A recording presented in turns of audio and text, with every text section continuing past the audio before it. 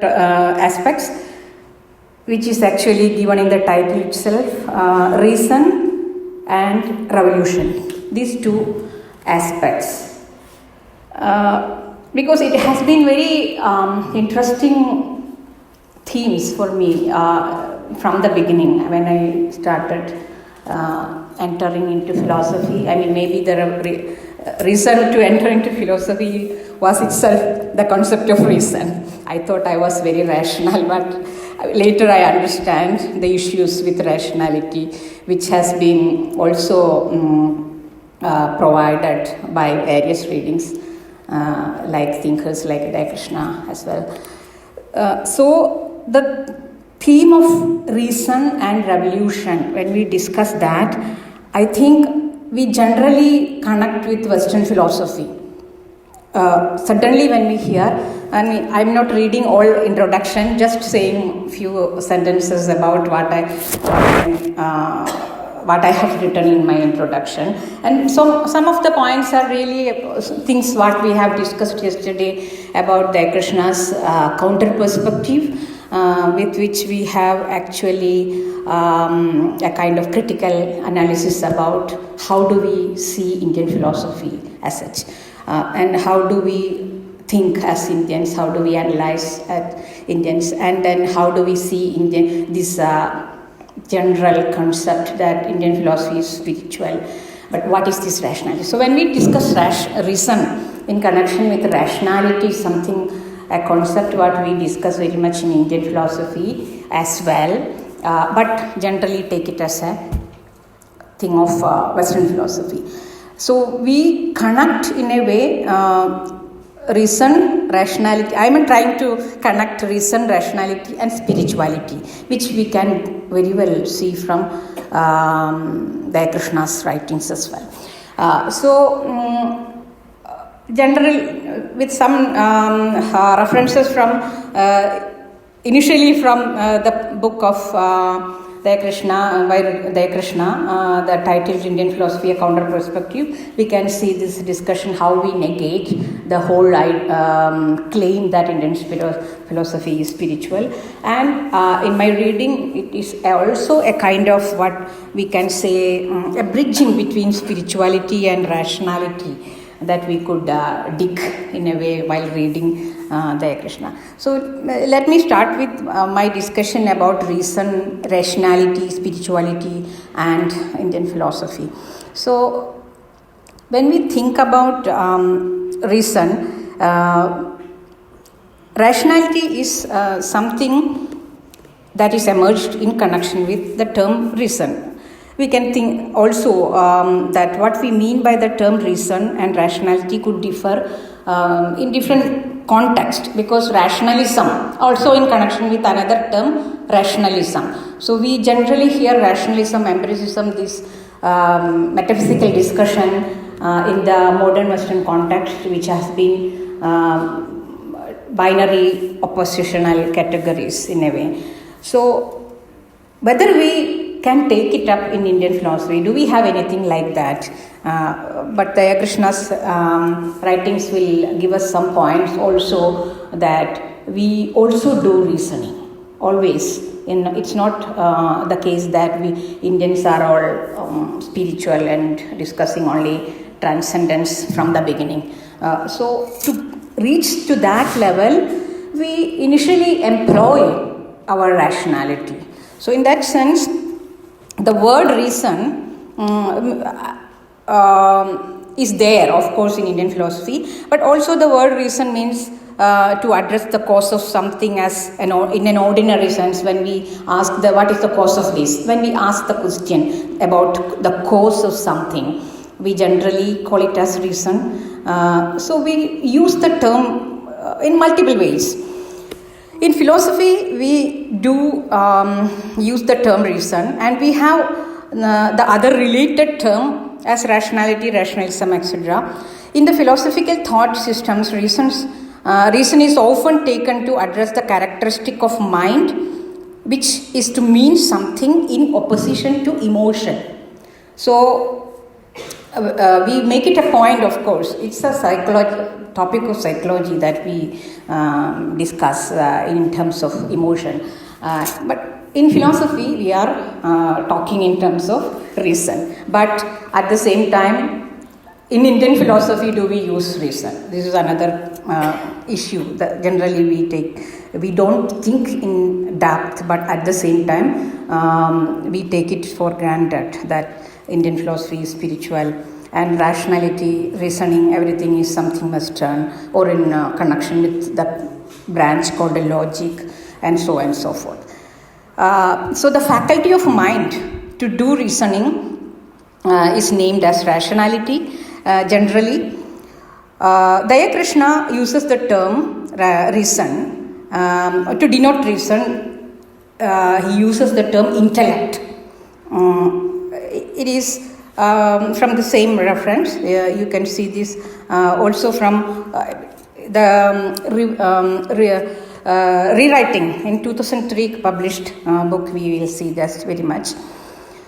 So to denote reason, we use intellect. I will come into that detail. This is again discussed in length in that writing. He asked the basic question: how shall reason that tries to understand everything understand itself?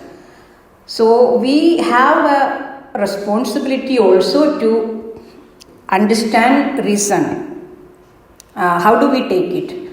So his discussion would bring us again into this issue in detail, that we do not think really about the nature of reason and nature of reasoning in itself from the Indian perspective, or as Indians.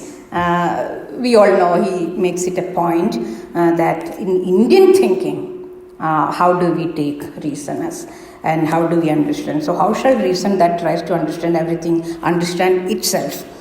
We try to understand with reason other things, but how do we understand that reason itself like that? So we have had a very interesting point from the first keynote speaker yesterday, that reason is limited. We got the very clear point in that way from the Krishna. I'm not detailing that there. How is it limited and etc. It was very well expounded in the first keynote speaker speech here.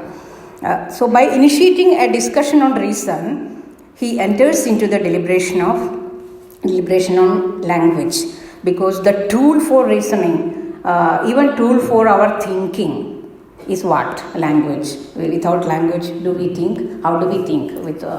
With the capacity of language only, generally we can understand when we think about it in that way. So we can see the claim in Daya Krishna's view that self-conscious reflection, that's another term very clearly that we have to pick up. Self-conscious reflection in Indian philosophy on thinking revealed that it was generally purposive and concerned with solving problems of a practical nature. He opines that this is what is called instrumental thinking or instrumental rationality in the Western context. But for us, it's not that instrumental. Of course, we can see when we have spent some time in the West also that this instrumentality is very much there. Very much instrumental in every manner. So that this is not an instrumental rationality in the Indian context. So he thinks in the Western tradition, they call it like that. In the Western, in his view, the hedonistic horizon of reason is explicitly acknowledged in India. In India, though pleasure and pain are not confined to their sensuous or sensual aspects rooted in bodily sensations alone. So that is the point. So how do we also do as Indians, in Indian thinking, we also do reasoning. But it's not the way Western thinkers are doing, Western people are doing. It is the way to identify or understand pleasure and pain are not really sensuous out of the sensory experiences, but also in a this is what we call spiritual. Also in a spiritual manner, we can say it in that language also. So he asserts the difference of human consciousness. To say this, to talk about this, he brings in all these details about what a human being itself is. How do we mean by the human being? A human being is generally one another animal, but how does it differ from other animals? It is the capacity of reasoning. So, in that sense, the discussion goes on. So, he asserts the difference of human consciousness, human being, and then human consciousness with reasoning capacity as varied from simply biological and sensuous measures of pleasure and pain that other animals might experience. And Indian thinkers have been attracted to this, and they have made radical change in the understanding of both reason and the way it functions in human level. So it is notable that he used the term radical to say that. So this itself is a radical step what we are doing. It's also a rational step, I would say, that to talk about it in this way. So we could deduce that it is the Indian faculty of reason what makes human beings find pleasure and pain in the meaningfulness of any sensuous experience. It's not just the sensuous experiences. It is also that do we really make sense of it? What meaning we get out of these sensory experiences? Everybody is getting. So there is a differentiation between other animals and human beings, and human beings in among human beings.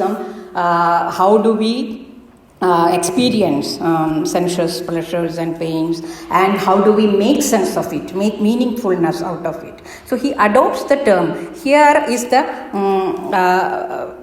point what he tries to bring forward again with specifically from Indian thought, Indian aspect. So he adopts the term auchitya or theory of consideration in Purushartha. Yesterday we had another reference in a professor course discussion also about Purushartha. So what I had found out is in a little different way to discuss about the reasoning capacity of human beings, Indian human beings, to say so, according to Daya, Krishna. So consideration in the Aujitya or theory of consideration is Purushartha to understand Indian reasoning. Thus, Indian rationality is explained by his discussion as both positive and negative. The connection may be that if people choose, or maybe this is my interpretation, if you choose to do enjoy more artha and kama, or you choose to do more dharma and moksha, and in this way your consideration about the purusharthas would make it positive and negative. So for this consideration, making the choice, you need a rationality. So you need to use reason. So this is the way Indians do apply reason. So this is the way Daya Krishna would bring in the idea of reason in the context of Indian thinking. Not in the way of which is totally not the way of Western reasoning, Western thinking. So according to him, along with these two positive and negative functions, reason has a third function of self-conscious reflection of specific domains of experiences. Though he mentions this, this has been done by all civilizations, reasoning and self-conscious reflection, etc. He asserts that the Indian enterprise has been very unique by doing the reflection on the instrument of reflection, which is language. So the discussion goes on into language then. I'm not going into that because I need to also talk about the concept of revolution, which is very much an interesting thing for me also to connect, for us to connect with our social scenario worldwide, and about the kind of ideologies and war and fight, all these things happening in our world. Sometimes we take this all as, some of them as revolution. So Daya Krishna is taking up this issue. What do we call as revolution? What do we understand from the term revolution? How do you conceptualize revolution? So the concept of revolution has been treated in depth by Daya Krishna in his book The Art of the Conceptual, which was one of the first books I bought in my life, because The Art of the Conceptual, very attractive title itself. Generally, I was in South India, in Kerala, we do not get much books from other contemporary Indian philosophers than the very prominent icons like Swami Vivekananda, Aurobindo, Tagore, etc. So it was also maybe, somehow I got this book also, even many years ago, or 20 years ago maybe. It was published in 1989. Explorations in a Conceptual Maze of 3 Decades. He has also written this as this is a chapter in that book about revolution, the revolution and analysis. And in 1973, he has written it as an article in the Philosophy of East and West, the journal. The idea of revolution thrives in that he is explaining a lot about the concept of revolution.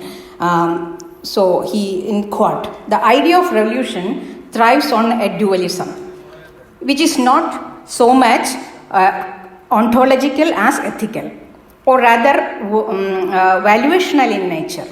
The dichotomy between the good and the bad seems radical and absolute, so that only the complete victory of the former over the latter seems to do justice to the situation. All else smacks of compromise. Smacks of compromise with the powers of evil, and thus a whittling down of that which should never be whittled away. Genuine pluralism, he continues, genuine pluralism and monism are both enemies of the revolutionary temper, weakening it at its very roots by sapping all its strength, energy, and vision. 1989. I mean, the same article. The discussion on the concept of revolution goes on to see. I'm not explaining. I'll just read it out because it may take long time. And it is clear, I guess. Dualism is there. How is it? It is being explained. How pluralism and monism are enemies to revolution.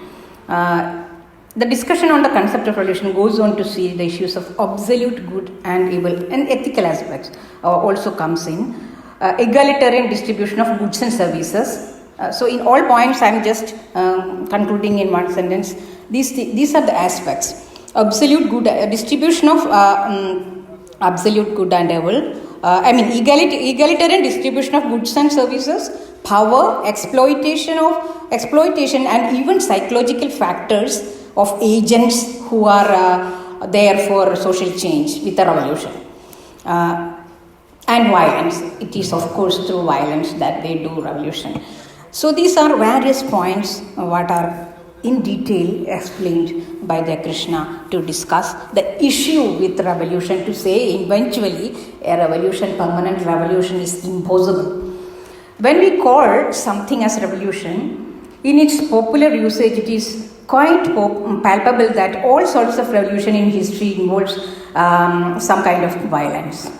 For example, French Revolution, Russian Revolution, these are the kinds of revolution. When we hear the term revolution, we suddenly remember these things, what has happened in our world scenario. These are revolutions in a form of action-based movements. All violence may not be revolutionary. Of course, we know there are violence against women, violence against children, violence against workers and all that. So it's not revolution, of course. But a revolution without violence, almost a contradiction in terms. But generally in revolution, when we think about the term revolution, it involves some kind of violence over someone, over the other, things like that. The best example is cited by him in detail to explain that the conceptual movements leading to social change are also named as revolutions, such as Marxist ideology. He comments on the Marxist concept of revolution to see the counter-revolution entailed in revolution. The social change anticipated in Marxian revolution should notice that the have-nots will once become haves and vice versa. This is the problem. For his view, if this reversal does not take place, it would fail in the eyes of many to merit the name revolution. So he says, once the distinction between haves and have-nots is defined in terms of different distribution and relative percentage of total population found within each income bracket, the door is opened to admitting the possibility of revolution in a country like Soviet Union, in the sense of a change in the distribution system affected through the sudden violent means. This is unquote. The violence being the usual method, there is the radical reversal and at the very heart of the idea of revolution, we can see. By saying that term revolution is not descriptive as it is usually thought to be, Daya Krishna expounds the underlying conception of revolution as that of ownership. Another point is coming up after violence is ownership. Ownership of what? Ownership of the means of production. Not having ownership of the means of production and having the ownership are to be also dissected. Having the ownership and having the means of production and the produced thing that maybe are to be also dissected as in the case of individual or group or a nation, whatever, revolution is individuals also can make a revolution, of course. In that sense, individual relationships, this is happening, all that kinds of issues. It is obvious the ownerships could be shifted to anyone from anyone by violence, and the psychological aspects of agents of change would define the direction of change to define it as a revolution or counter-revolution. Very clear, very interesting as well. No? The ownership of wealth and the distribution of wealth turns to be blurring to the way of distinction between capitalist and communist systems then. Since these are mediated by psychological factors, which never was a topic of any social philosopher in general. Psychological aspect of these thinkers. Recently, I was trying to explore this area with an article about war. The war, even a war could be just one person's psychological issue. The nations or the groups could get into war. So, like Hitler, for example, the ownership of wealth and the distribution of wealth turns to be blurring to the way of distinction between capitalist and communist system. Since these are mediated through psychological factors, that whoever in the privileged position of making investment decision and distribution decision do it for their own advantages, of course. Treating the concept of revolution with an Indian philosophical background, Daya Krishna maintains that revolution bypasses the realm of sacred and transcendent, which belongs to the essence of all religion. It belongs to the world of the secular, in which the dichotomy is supposed to obtain. Revolution, in order to be a revolution, is then only the conflict between absolute good and absolute evil in the domain of the secular, but also has to be confined to a group or a state or a nation, whatever. The religious groups are having conflicts and the nations are having a war in between, but it is not actually a revolution, though that all bring out changes. So there is another look we have to also identify about revolution. This issue, do we call a war as revolution? But the war makes a lot of change in our society. bad change, and also for the powerful people, good change, maybe that way. The issue would be there also in Marxist revolution. It is not a war; it's a conceptual revolution. It's a conceptual war or something we can call, but there is a problem. According to Daya Krishna, he asserts this point: the change of one condition of revolution to make poor equal to rich by equal distribution never attains equality, but only a radical reversal. The counter-revolution, if to call so, would be an essential contradiction of the idea of revolution. Daya Krishna makes it obvious that the ideological self-consciousness which divides and defines in terms of absolute good and evil is necessary condition for any revolution to be revolution at all. He wonders why the wars between religions, though fought with severe ferocity and accompanied by self-righteousness, have been seldom considered revolution in nature. So, what is the nature of revolution that we are talking about? But he also acknowledges that there have been persons who have regarded the advent and spread of Buddhism, Christianity, and Islam as revolutionary in character, in the sense that each was associated with the rise of social classes or groups that had been suppressed by the older religions. He used the term social classes. I added also maybe a group in the sense of people in religion, believers, or so on and so forth. Thus, it is deduced by his discussions that any power place of religions, nations, social classes, or groups, or individuals cannot be called revolution in a positive way. To bring power-related problems into the picture, Daya Krishna elaborates it as a topic of political science and economics. Power exists in different forms, and the distribution of power seems to run against the very grain of the concept of power itself. One cannot even think of the situation in which everyone is equally powerful. Very true.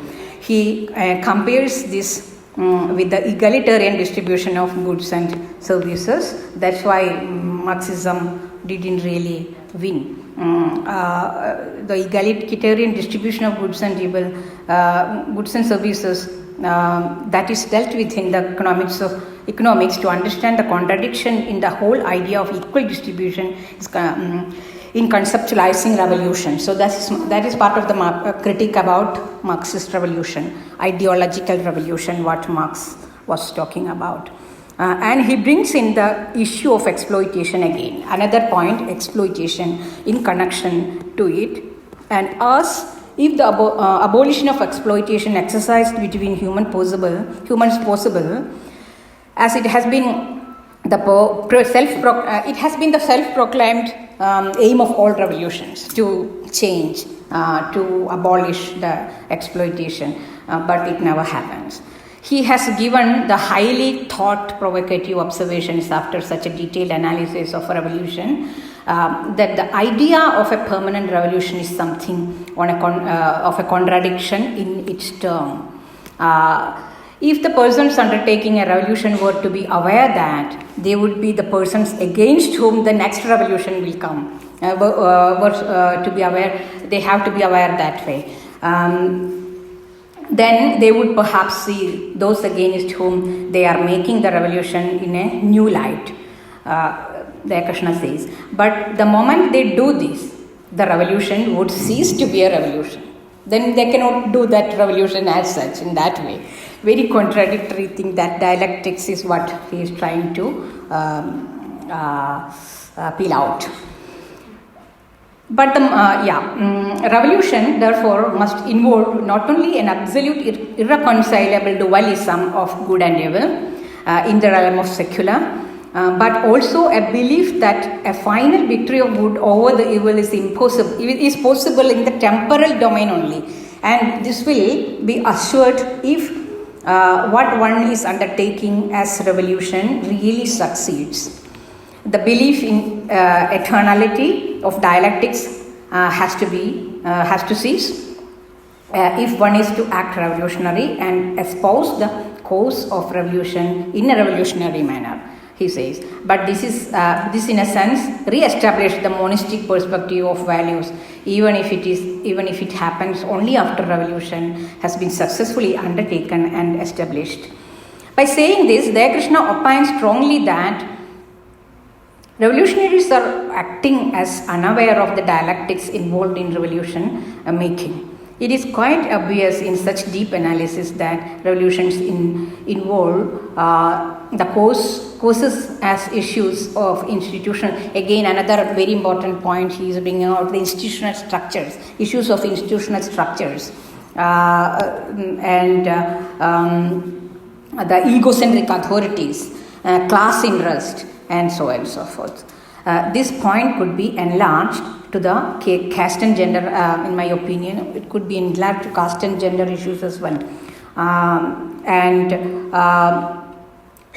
Interestingly enough, as he posed the questions, remain on any of these causes with initiative of revolution reoccur even after a revolution, sometimes in the same manner or in another form. This reoccurrence of the conditions lead to revolution proves that a permanent revolution is impossible. Daya Krishna critically mentions, in spite of the voluminous self-consciousness of Marx or Lenin or Stalin, who prided themselves on the scientific nature of their revolution, seem to be persons who made revolution not knowing what it is, what really it is. Highly philosophical critique we could make to such social movements or ideological movements when we think about it in this way. He explains that revolution can be made only by a self-denial or by denying the necessity of permanent revolution. Of course, we have to understand that revolution is temporal. This issue had been taken up by only one. I mean, in my analysis, this is the point where I want to proceed to another paper. Probably not in this. I couldn't include much about M.N. Roy. A comparison. M.N. Roy is the one thinker I have very much noticed who has talked about revolution as a contemporary Indian philosopher very differently. And otherwise, contemporary Indian philosophers generally interpreted and reinterpreted the Vedantic or Upanishadic or Vedantic texts. That things have been already in discussion, so I'm not going into that. So M.N. Roy has taken up and written this recent romanticism and revolution. And it goes on into going beyond Marxian aspects and to talk about a radical humanism. So Daya Krishna,